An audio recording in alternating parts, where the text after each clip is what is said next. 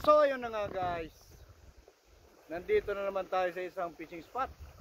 Ayan, may nakapagsabi kasi sa atin na medyo maganda raw yung fishing spot na to. Kaya siyempre try din natin. Weekend naman ngayon. Alam nyo naman, pag weekend ay gala muna tayo guys. Tingnan nyo naman mga idol natin. Nandito yung mga idol natin. Ayan, dito sila busy mga kabayan natin. So mayroon sila istorbo kasi palay nyo medyo nagkagatan na kasi yung mga isda rito Ayan, napakaganda tong na to. Napakaganda nitong na to, fishing spot.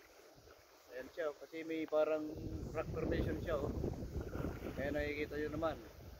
Ayan siya Ayan si mga kabayan natin kasi busy rito.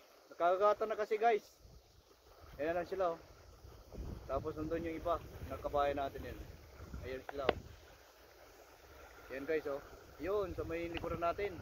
Ayan, busy sila guys. Nagbabait na yung mga isda. Sana wala rin tayo na makahuli dito sa fishing spot na to guys. Para alam nyo na, may free tayong ulam.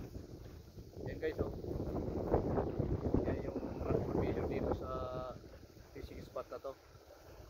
Tapos dyan, tingnan nyo yung na yan, yung rock formation na yan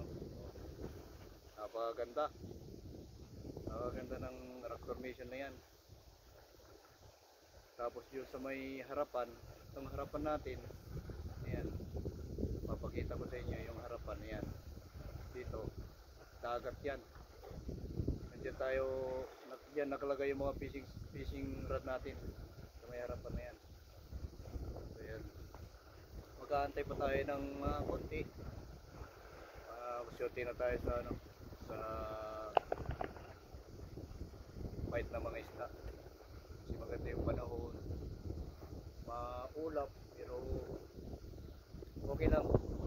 Kabayan, kumusta kabayan ang fishing dito kabayan?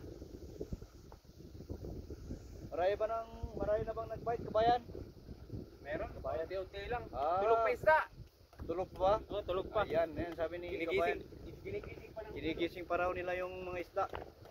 Kaya ayan, magantay-antay tayo guys. Dito tayo guys